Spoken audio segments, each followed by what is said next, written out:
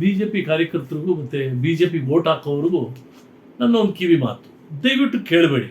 ಮೋದಿಯವ್ರ ಹತ್ರ ನೀವು ವೋಟ್ ಹಾಕಿ, ಆದರೆ ಶಿವಕುಮಾರ ಸ್ವಾಮೀಜಿ ನಿಧನರಾದ್ರಲ್ಲ, ಆಗ ನೀವು ಯಾಕೆ ಸ್ವಾಮಿ ಇಲ್ಲಿ ಬರಲಿಲ್ಲ ಅಂತ ಕೇಳಬೇಡಿ. ಆಮೇಲೆ ಶಿವಕುಮಾರ ಸ್ವಾಮೀಜಿ ಅವರಿಗೆ ಯಾಕೆ ನೀವು ಭಾರತ ರತ್ನ ಕೊಡಲಿಲ್ಲ ಅಂತ ಕೇಳಬೇಡಿ. ಯಾರ್ಯಾರಿಗೋ ಕೊಡ್ತಾರೆ, ಯಾವ್ಯಾವ ವರ್ಗಕ್ಕೋ ಕೊಡ್ತಾರೆ. ಆ ಚಾಯ್ ಮಾರೋರ್ಗೊಬ್ರು ಬಿಟ್ಟರೆ ಬೇರೆ ಎಲ್ರಿಗೂ ಕೊಟ್ಬಿಡೋರೆ Bharat Ratna. B J P ಪ್ರಕಾರನೂ Narendra ಮೋದಿಯವರು ಸರ್ಕಾರದ ಪ್ರಕಾರನೂ ಶಿವಕುಮಾರ ಸ್ವಾಮೀಜಿಗಳು ಅರ್ಹರಲ್ಲ, ಅದರಿಂದ ಕೇಳಬೇಡಿ, ಪರವಾಗಿಲ್ಲ. ಮಡಿಕೇರಿ ಕುಸಿದು ಬಿದ್ದೋಯ್ತು, ಆಗ ಬಂದಿಲ್ಲ ನರೇಂದ್ರ ಮೋದಿಯವರು. ಓಕೆ, ಆಮೇಲೆ ರಾಜ್ಯಕ್ಕೆ ಬರ ಬಂದಾಗ ಬರಲಿಲ್ಲ. ಉತ್ತರ ಕರ್ನಾಟಕ ಪ್ರವಾಹದಲ್ಲಿ ಮುಳುಗೋಯ್ತು, ಬರಲಿಲ್ಲ.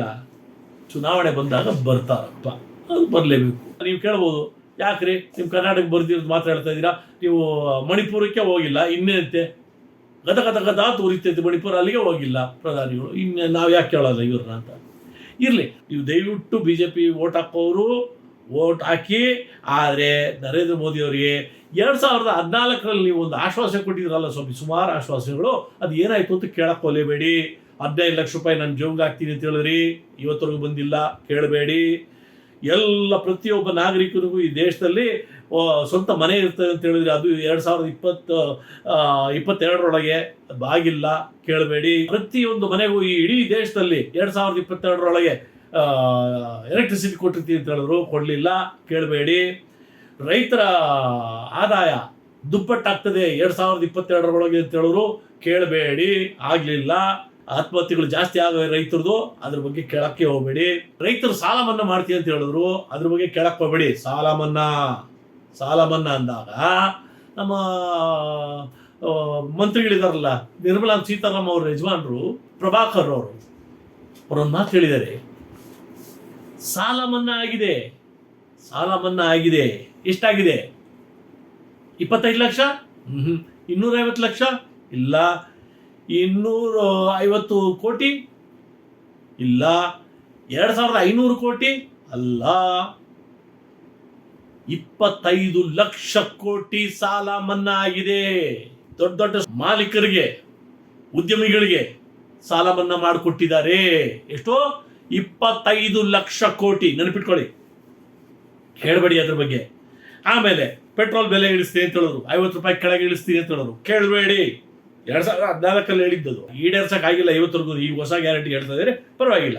ಗ್ಯಾಸ್ ದರ ಇಳಿಸ್ತೀನಿ ಅಂತ ಹೇಳಿದ್ರು, ಅದು ಇಳಿಸಿಲ್ಲ, ಕೇಳಬೇಡಿ. ದುಬ್ಬಟ್ಟಾಯ್ತು, ಕೇಳಬೇಡಿ. ಕಪ್ಪು ಹಣ ತರ್ತೀನಿ ಅಂತ ಹೇಳಿದ್ರು, ವಿದೇಶದಿಂದ ತಂದಿಲ್ಲ, ಹೆಚ್ಚಾಗಿದೆ. ಈಗ ಮೋದಿ ಅವರ ಮಹಾನ್ ಕೆಲಸ ಅಂತ ಹೇಳಿದ್ರೆ ಸ್ವಚ್ಛ ಭಾರತ್ ಅಂತ ಹೇಳಿದ್ರೆ ಸ್ವಚ್ಛ ಭಾರತ್ ಮಾಡೋದು, ಕೊಟ್ಬಿಡು, ಎಲ್ಲ ಕ್ಲೀನ್ ಮಾಡ್ಬಿಡ್ರಿ ಅಂತ. ಇದನ್ನೆಲ್ಲ ಮಾರೋದು. ಈಗ ರೈಲ್ವೇಸು ಎಲ್ಲಿ ನೋಡಿದ್ರು ಕನ್ಸ್ಟ್ರಕ್ಷನ್ ನಡೀತಾ ಇತ್ತಪ್ಪ, ಎಲ್ಲಿ ನೋಡಿದ್ರು ಬೀದರಿಂದ ಹಿಡ್ಕೊಂಡು ಬೆಂಗಳೂರು, ಎಲ್ಲಿ ನೋಡಿದ್ರು ಕನ್ಸ್ಟ್ರಕ್ಷನ್. ಅಲ್ಲೆಲ್ಲ ಹೋದಾಗ ನನಗೆ ಅನ್ಸೋದು, ಎಷ್ಟು ಚೆನ್ನಾಗಿ ರೆಡಿ ಮಾಡ್ತಾ ಇದ್ದೀವಿ ನಾವು, ನಮ್ಮ ದುಡ್ಡಲ್ಲಿ ನಾವು ತಯಾರಿ ಮಾಡಿ ನಮ್ಮ ರೈಲ್ವೆನ ನಾವು ಅದಾನಿ ಕೈ ಕೊಟ್ಬಿಟ್ಟು ಆಮೇಲೆ ನಾವು ಅದಾನಿ ರೈಲ್ವೆಯಲ್ಲಿ ಓಡಾಡ್ಬೋದು. ಹೀಗೆ ನಾವು ರೆಡಿ ಮಾಡಿ ಎಲ್ಲ ಅವ್ರು ಕೊಡೋದಂತೆ, ನಾವು ಇಟ್ಕೊಳ್ಳಲ್ಲ. ಇನ್ನ ಸ್ವಚ್ಛ ಕ್ಲೀನ್ ಭಾರತ್ ಅವ್ರ ಕೈ ಕೊಡಬೇಕು, ಎಲ್ಲ ಉದ್ಯಮಿಗಳ ಕೈ ಕೊಡಬೇಕು ಅಂತ ತೀರ್ಮಾನ ಮಾಡಿದ್ದೀವಿ. ಇರಲಿ, ರೈಲ್ವೇದು. ಇದು ರೋಡ್ವೇಸು, ರೋಡ್ಗಳು ಕಟ್ಟಿದ್ದಾರೆ. ಎಷ್ಟು ಸುಂದರವಾಗಿ ರೋಡ್ ಕಟ್ಟಿದ್ರೆ ಎಷ್ಟಪ್ಪ? ಅದಕ್ಕೆ 1 ಕಿಲೋಮೀಟ್ರಿಗೆ 100 ರೂಪಾಯಿ, 200 ರೂಪಾಯಿ, 100 ರೂಪಾಯಿ ಬದಲು 200 ರೂಪಾಯಿ, 200 ರೂಪಾಯಿ ಬದಲು 400 ರೂಪಾಯಿ, 100 ರೂಪಾಯಿ ಬದಲು ಎಷ್ಟ್ರಿ ಕೊಡ್ತೀರಿ ನೀವು? 1 ಕಿಲೋಮೀಟ್ರಿಗೆ 18.20 ಕೋಟಿ ಬೆಲೆ ಬಾಳುವ ರೋಡಿಗೆ ನಮ್ಮ ಸರ್ಕಾರ, ನರೇಂದ್ರ ಮೋದಿ ಅವರ ಸರ್ಕಾರ 1 ಕಿಲೋಮೀಟ್ರಿಗೆ 250.77 ಕೋಟಿ ಕೊಡ್ತಾರೆ ರೀ. ರೋಡ್ ಬಿಲ್ಡಿಂಗ್ ಆಗಲ್ವಾ? ಜನ ಖುಷಿಯಲ್ಲಿ ಕಟ್ಟಲ್ವಾ? ನಮ್ಮ ದುಡ್ಡು 18 ಕೋಟಿ 20 ಲಕ್ಷ ಆಗುವಂಥ ಜಾಗದಲ್ಲಿ 250 ಕೋಟಿ 1 ಕಿಲೋಮೀಟ್ರಿಗೆ ಖರ್ಚು ಮಾಡ್ತಾರೆ. ನಾನೆಲ್ಲ ಹೇಳ್ತಾ ಇರೋದು, CAG ರಿಪೋರ್ಟ್ ಹೇಳ್ತಾ ಇರೋದು.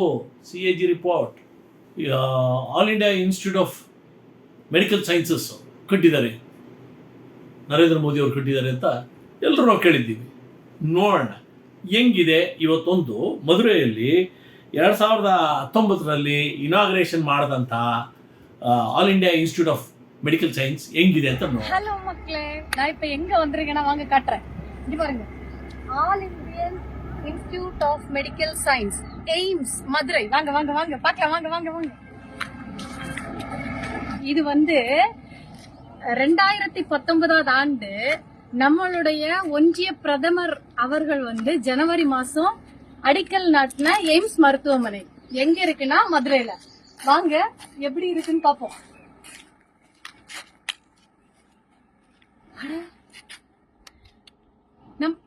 நம்ம மருத்துவமனை அதுவும் எத்தனை ஏக்கர் தெரியுமா? 222 ஏக்கர். வருஷம் எத்தனை ஆச்சு? 5 ஆச்சு. இங்க பலதரப்பட்ட நோய்க்கான சிகிச்சைகளும் இங்க கிடைக்கும் உங்களுக்கு.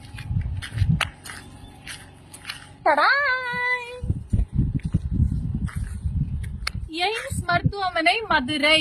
சரியா? ஜி கொண்டு வந்த மிகப்பெரிய திட்டத்துல ஒண்ணு, தமிழ்நாடு மக்களுக்கு ஜி கொடுத்த மிகப்பெரிய திட்டம் என்னன்னா இதுதான், ಏಮ್ಸ್ ಮರುತ್ವಮನೆ. ಇನ್ನೊಂದು, ಕೋಟ್ಯಾಂತರ ಜನಕ್ಕೆ ಈ ದೇಶದಲ್ಲಿ ಮನೆಗಳನ್ನ ಕಟ್ಕೊಟ್ಟಿದ್ದೀವಿ ಅಂತ ನರೇಂದ್ರ ಮೋದಿಯವರು ಪ್ರಚಾರ ಮಾಡಿದ್ರು. ನಾವೆಲ್ಲ ಕೇಳಿದ್ದೀವಿ. ಏನು ಯಾವ ಪೇಪರಲ್ಲಿ ನೋಡಿದ್ರು ಫ್ರಂಟ್ ಪೇಜಲ್ಲಿ ಅಡ್ವರ್ಟೈಸ್ಮೆಂಟ್ ಹಾಕ್ಬಿಟ್ಟಿದ್ರು. Kannada paper, Telugu paper, Malayalam paper, Tamil paper, Hindi, Gujarati, Marathi ಎಲ್ಲ ಪೇಜಲ್ಲಿ, ಇಂಗ್ಲೀಷ್ ಎಲ್ಲ ಪೇಪರಲ್ಲೂ ಫ್ರಂಟ್ ಪೇಜು. ಏನು ನೋಡಿರ್ತೀರಿ ನೀವು? ಇದನ್ನು ನೋಡಿರ್ತೀರ. ಆದರೆ ಸತ್ಯಾಂಶ ಏನು ತಿಳಿದ್ರೆ, ಈ ಫೋಟೋಲ್ಲಿ ಇವರು ಹಾಕ್ಕೊಂಡು ಪ್ರಚಾರ ಮಾಡಿದ್ರಲ್ಲ ಇಡೀ ಪ್ರಪಂಚದಲ್ಲಿ ಕೋಟ್ಯಾಂತರ ಮನೆಗಳು ಕಟ್ಕೊಟ್ಟಿದ್ದೀವಿ ಬಡವರಿಗೆ ಅಂತ. ಆ ಅಮ್ಮ ಇರೋದು ಗುಡಿಸ್ಲಲ್ಲಿ. ಆ ಅಮ್ಮನ ನಿಜವಾದ ಜಾಗ ಗುಡಿಸ್ಲು. ಅದನ್ನು ಕೇಳಬೇಡಿ, ಯಾಕೆ ಹಿಂಗೆ ಸುಳ್ಳು ಹೇಳಿದ್ರಿ ಅಂತ ಕೇಳಬೇಡಿ. ವಿವಿಧ ಜನಾಂಗಕ್ಕೆ ಏನೇನು ಆಗಬಹುದು ಅನ್ನೋದನ್ನ ಹೇಳ್ಬಿಡ್ತೀನಿ. ಅದನ್ನ ತಿಳ್ಕೊಂಡು ಓಟ್ ಹಾಕಿ BJPಗೆ. ನಾಳೆ ಅಯ್ಯಯ್ಯೋ ನನಗೆ ಗೊತ್ತಿರಲಿಲ್ಲ, ಅಯ್ಯೋಯ್ಯೋ ನನಗೆ ತೆರೀಲ, ಅಯ್ಯೋಯ್ಯೋ నాకు తెలియకుండా వేసేస్తే, ಅಯ್ಯೋ ഞാൻ അറിയാതെ ಓಟಿಟ್ಟು ಹಿಂಗೆ ಹೇಳ್ಬೇಡಿ. ಎಲ್ಲ ತಿಳ್ಕೊಂಡೇ ಮಾಡಿ ಓಟ್ ಹಾಕಿ.